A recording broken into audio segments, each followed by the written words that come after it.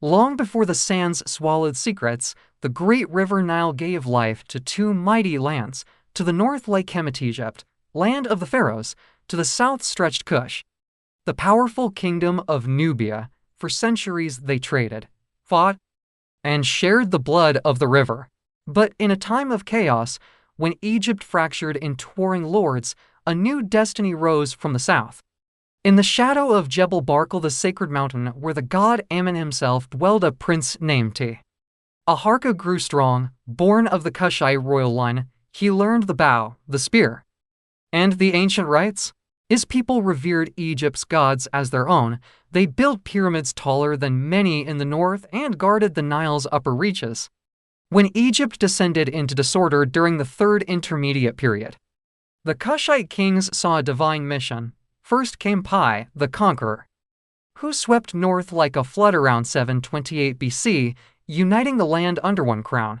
His successors followed Shabaka, who revived forgotten texts, and Shebetgu, who strengthened the throne. But it was Taharqa who would become legend. Crowned around 690 BC, he ruled as pharaoh of the 25th dynasty, the era known to history as the time of the Black Pharaohs. Taharqa's reign brought a renaissance. The Nile rewarded him with the highest floods in memory, fields burst with grain, trade flowed like never before. He poured wealth into Egypt's sacred places, expanding Karnak, restoring temples across the land, and building at Jebel Barkal. He styled himself after the great pharaohs of old. Ramses, Thutmose, yet his face, strong and dark like the warriors of Cush, reminded all that power now flowed from the heart of Africa. His sphinxes guarded doorways, his name echoed in prayers. For decades, he defended the two lands against invaders, expanding influence even to distant regions. The people called him the Lion, fierce protector, wise builder, true son of Ammon. Under his rule, Egypt and Cush were one, a unified African empire shining along the world's greatest river. But no empire stands forever unchallenged.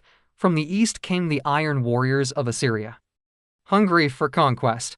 In 667 BC, they struck deep into Egypt. Taharqa fought bravely, rallying his armies. But the tide turned. He lost Lower Egypt, retreated to Thebes, and finally to Napata, even in defeat. His spirit endured. His nephew Tanutamani briefly reclaimed parts of the land.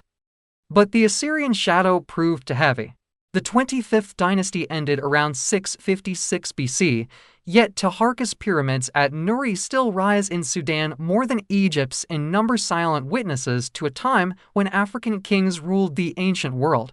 Today, the story of Taharqa and the Black Pharaohs reminds us ancient Egypt was never isolated.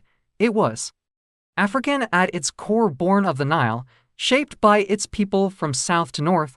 Their legacy flows on, like the river itself, eternal, powerful, unbreakable. The Lion of the two lands still roars in the stones he raised.